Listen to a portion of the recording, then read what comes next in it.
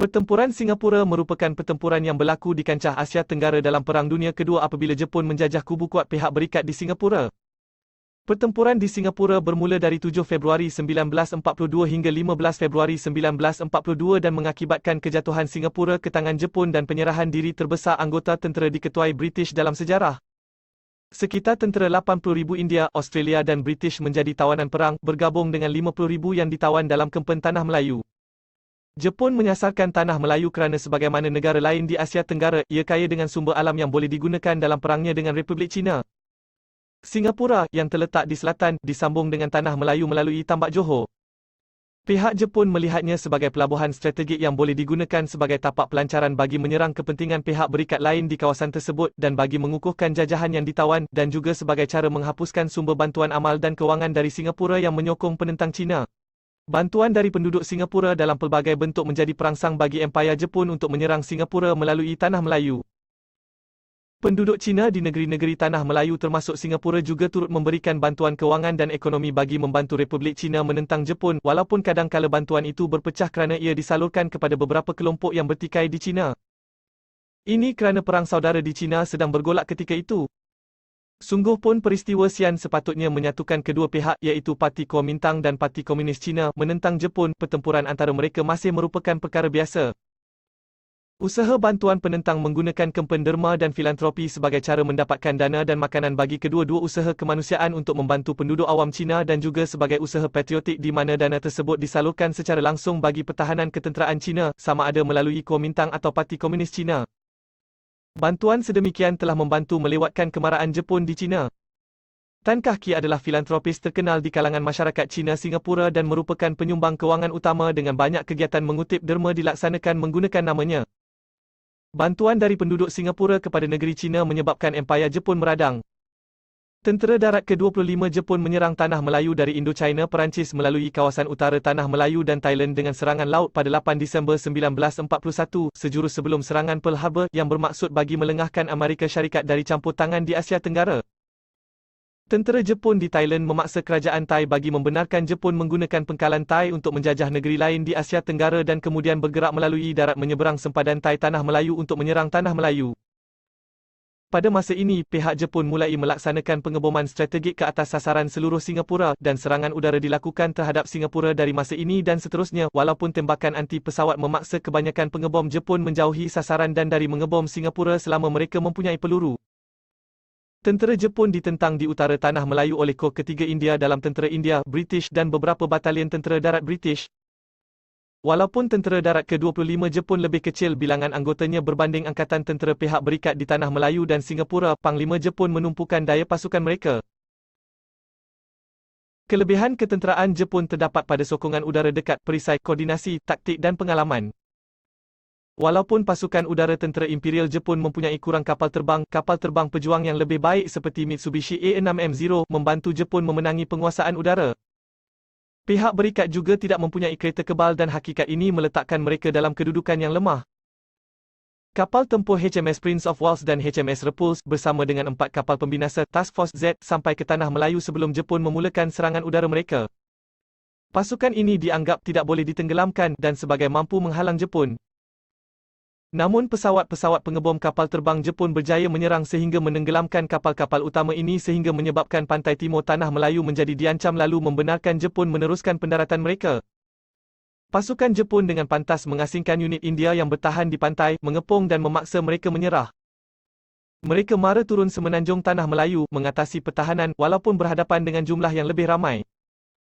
Tentera Jepun turut menggunakan infanteri berbasikal dan kereta kebal ringan yang membenarkan pergerakan pantas melalui hutan. Sungguh pun lebih banyak unit pihak berikat, termasuk dari Division ke-8 Australia, terbabit dalam kempen tersebut. Pihak Jepun menghalang angkatan tentera pihak berikat daripada bergabung semula, menawan bandar, dan terus mara ke arah Singapura. Bandar tersebut penting bagi pemerintah ketumbukan Amerika British Belanda Australia, pemerintah pertama pihak berikat semasa Perang Dunia Kedua. Pada 31 Januari pasukan pihak berikat terakhir meninggalkan Tanah Melayu dan juruteranya meletupkan tambak yang menyambungkan Johor dan Singapura. Penyeludup Jepun, seringkali menyamar sebagai penduduk awam Singapura, melintasi Selat Johor menggunakan bot tiup tidak lama kemudian. Komander pihak berikat, Lieutenant General Arthur Percival mempunyai 85,000 orang tentera yang menyamai lebih sedikit dari 4 division. Terdapat sekitar 70,000 tentera barisan hadapan dalam 38 batalion infanteri, 17 India, 13 British, 6 Australia, 2 Tanah Melayu, Singapura, dan 3 batalion mesin gun. Division Infanteri ke-18 British yang baru saja tiba, di bawah Major General Merton Beckwith Smith, berada sepenuh kekuatan tetapi kekurangan pengalaman dan latihan. Kebanyakan unit lain berada bawah kekuatan sepenuhnya disebabkan kempen tanah besar. Batalion tempatan turut kekurangan pengalaman dan dalam sesetengah kes tanpa latihan. Percival memberikan 2 Brigade Major General Gordon Bennett dari Division ke-8 Australia tanggungjawab bagi sektor barat pulau termasuk titik pendaratan utama di barat laut Pulau Singapura. Ini adalah paya bakau dan hutan dibahagi oleh sungai dan alur. Brigade ke-22 yang tidak berpengalaman diserahkan sektor seluas 16 km 10 batu di barat dan Brigade ke-27 tanpa hampir satu batalion yang hilang semasa berundur melalui Tanah Melayu, zon seluas 3,650 meter 4,000 ela di utara. Kedudukan infanteri disokong oleh Regimen Mesin Gun ke-24 Australia yang baru tiba. Juga di bawah kawalan Bennett adalah Brigade ke-44 Infanteri Tentera India. Kor 3 Tentera India di bawah Lieutenant General Sir Louis Heath termasuk Division Infanteri ke-11 Tentera India di bawah Major General B.W. Key, Division ke-18 Tentera British dan Brigade ke-15 Infanteri India ditempatkan di sektor utara. Kubu Singapura, Singapore Fortress termasuk kawasan bandar utama di tenggara di bawah pemerintahan Major General Frank Keith Simmons yang berkekuatan sekitar 18 batalion termasuk Brigade Infanteri Pertama Malaya, Brigade Pasukan Sukarelawan Negeri-Negeri Selat dan Brigade ke-12 Infanteri India. Daripada pengintipan udara, peninjau, penyeludup dan tanah tinggi di seberang selat seperti Istana Sultan Johor, Komander Jepun, General Tomoyuki Yamashita dan kaki tangannya mendapat pengetahuan berguna mengenai kedudukan tentera pihak berikat. Dari 3 Februari pihak berikat dibedil oleh meriam Jepun. Di sebalik penentangan oleh kontijen tentera udara diraja British yang terdiri daripada 10 pejuang Brewster, serangan udara Jepun turut meningkat menjelang 5 hari berikut. Pengeboman udara dan meriam meningkat. Ini mengganggu rangkaian perhubungan antara unit pihak berikat dan komander mereka dan memberi kesan kepada persediaan bagi pertahanan Pulau Singapura. Pihak berikat juga tidak mempunyai pasukan pengebom yang berkesan dan jumlah meriam yang terhad. Meriam berkaliber besar Singapura yang terkenal, yang termasuk satu bateri 3 meriam 15 inci dan satu lagi dengan 2 meriam 15 inci, hanya dibekalkan dengan sedikit bahan letupan kuat, High Explosive HE, dengan kebanyakan pelurunya merupakan peluru penembus perisai, armor piercing, AP. Peluru AP direka bentuk untuk menembusi badan kapal perang dan tidak berkesan terhadap askar-askar infanteri. Kenyataan bahawa meriam-meriam tidak dapat menembak tentera Jepun kerana ia tidak dapat menghadap utara tidak melebihi sebuah mitos. Walaupun ditempatkan untuk mempertahankan Singapura daripada kapal-kapal musuh dan bukannya untuk mempertahankan selat, kebanyakan meriam tersebut boleh berpusing ke arah utara dan sebenarnya telah dipergunakan untuk menembak penyerang. Walaupun jika meriam-meriam itu dibekalkan dengan bahan letupan kuat yang mencukupi, para penganalisis ketenteraan menganggarkan bahawa penyerang Jepun masih akan menang walaupun dengan lebih banyak pengorbanan. Yamashita hanya mempunyai 30,000 orang askar daripada 3 buah division, iaitu Division Pengawal Imperial Jepun di bawah Lieutenant General Takuma Nishimura, termasuk sebuah brigade kereta kebal ringan. Division ke-15 Tentera Darat Imperial Jepun di bawah Lieutenant General Takuro Matsui dan Division ke-18 Tentera Darat Imperial Jepun di bawah Lieutenant General Renya Mutaguchi. Pada 8 Februari sejumlah besar pertempuran udara berlangsung di kawasan pantai Sarimbun dan bahagian barat lain. Dalam pertempuran pertama, 10 buah Hurricane dilancarkan dari lapangan terbang Kalang memintas formasi pengebom Jepun yang terdiri daripada 84 kapal terbang yang berlepas dari Johor untuk memberikan perlindungan udara bagi pasukan penyerang mereka. Dalam 2 pertempuran, Hurricane menembak jatuh 6 kapal terbang Jepun dengan kehilangan 1 kapal terbang. Mereka kembali ke Kalang pertengahan pertempuran, mengisi minyak dan kembali bertempur. Pertempuran udara berlangsung di udara Singapura sepanjang hari dan menjelang malam skuadron mengalami kehilangan besar dan lapangan terbang Kalang dibom dengan hebat oleh kapal terbang dan meriam tidak lagi dapat digunakan sebagai pengkalan. Baki kapal terbang Hurricane dan Brewster dipindahkan ke Palembang, Sumatera. Ini meninggalkan ruang udara Singapura pada kawalan tentera Jepun sepenuhnya dan tiada lagi kapal terbang pihak berikat yang mampu mencabar mereka. Memusnahkan tambak Johor melewatkan serangan Jepun selama seminggu. Pada pukul 8.30 malam 8 Februari pasukan mesin gun Australia melepaskan tembakan ke atas kapal yang mengangkut gelombang pertama 4,000 tentera dari Division ke-5 dan Division ke-18 ke arah Pulau Singapura. Dengan itu, bermula pertempuran pantai Sarimbun dalam sektor yang dikawal oleh Brigade ke-22 Australia di bawah Brigadier Harold Taylor. Pertempuran sengit berlangsung sepanjang hari tetapi peningkatan jumlah tentera Jepun, termasuk kelebihan mereka dalam meriam kapal terbang dan risikan, mula memberi kesan. Di kawasan barat laut Singapura, mereka mengambil peluang dalam bukaan di kalangan garis pertahanan pihak berikat yang lemah seperti sungai dan muara. Menjelang tengah malam, dua brigade Australia terputus hubungan dengan sesama sendiri dan brigade ke-22 terpaksa berundur. Pada pukul 1 pagi, lebih ramai tentera Jepun mendarat di barat laut pulau dan pasukan simpanan terakhir Australia digerakkan ke situ. Menjelang subuh 9 Februari, brigade ke-22 ditumpaskan atau dikepung dan Batalion 218 Infanteri Australia telah kehilangan lebih separuh anggotanya. Percival mengekalkan kepercayaan bahawa pendaratan lanjut akan berlaku di timur laut dan tidak menambah bantuan brigade ke-22. Menjelang 9 Februari, pendaratan Jepun beralih ke barat daya, di mana mereka bertembung dengan Brigade India ke-44. Unit berikat diasak berundur ke timur. Bennett memutuskan untuk membentuk baris pertahanan kedua, dikenali sebagai Garis Jurong, sekitar Bulim, timur lapangan terbang tengah dan hanya di utara jurong. Brigadier Duncan Maxwell's Brigade ke-27 Australia ke utara tidak berhadapan dengan serangan Jepun sehingga pengawal Maharaja mendarat pada pukul 10 malam 9 Februari. Operasi ini tidak berjalan lancar bagi pihak Jepun yang berhadapan kemalangan jiwa yang besar akibat tembakan mesin gun dan mortar dari pasukan Australia dan dari pembakaran minyak yang telah dicurah ke dalam air. Sejumlah kecil pengawal sampai ke gigi air dan mengekalkan kedudukan yang lemah. Masalah pentadbiran dan kawalan menyebabkan retak lanjut dalam baris pertahanan pihak berikat. Maxwell menyedari bahawa Brigade ke-22 semakin tertekan tetapi gagal menghubungi Taylor dan risaukan pengepungan. Di sebalik kejayaan brigadnya dan bertentangan dengan perintah dari Bennett, Maxwell memerintah pengunduran dari Kranji di utara tengah. Dengan itu, pihak berikat kehilangan kawalan pantai bersebelahan dengan sebelah barat tambak Johor. Bukaan di Kranji menjadikannya bagi unit berperisai pengawal Maharaja untuk mendarat tanpa tentangan di Kranji. Kereta kebal dengan perkakasan apungan ditunda merentasi Selat Teberau dan menuju dengan pantas ke selatan sepanjang Jalan Woodlands. Ini membenarkan Yamashita untuk mengenepikan Brigade ke-22 di garis jurong dan juga Division India ke-11 di pengkalan tentera laut. Bagaimanapun, pengawal Maharaja gagal mengambil peluang untuk maju ke pusat bandar Singapura itu sendiri.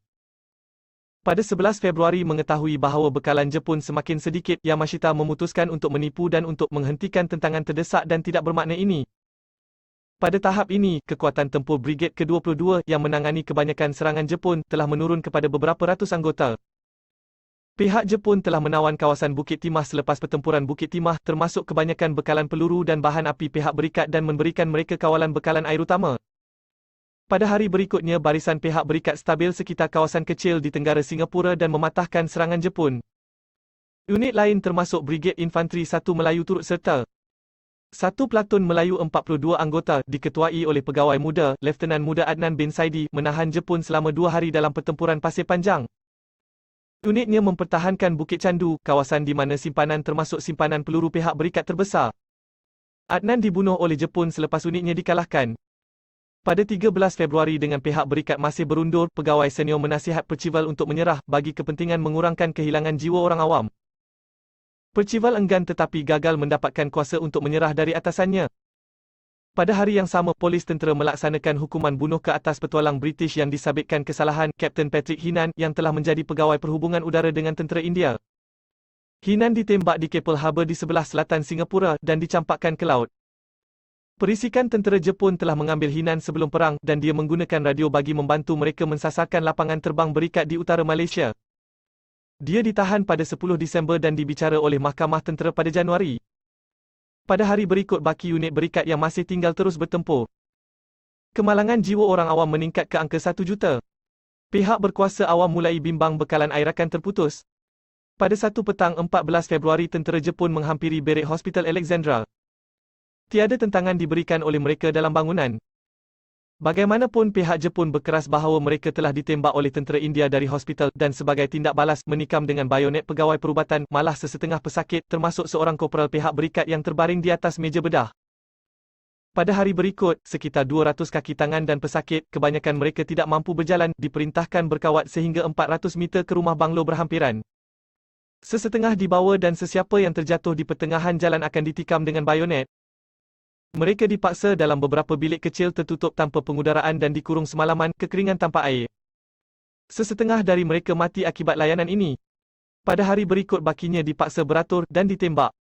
Akibatnya, beberapa pegawai Jepun kemudiannya didakwa dengan jenayah perang.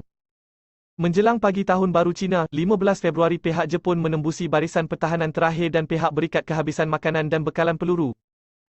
Meriam anti pesawat juga kehabisan peluru dan tidak mampu mematahkan serangan udara Jepun yang mengancam menyebabkan kehilangan jiwa yang besar di kalangan orang awam di pusat bandar.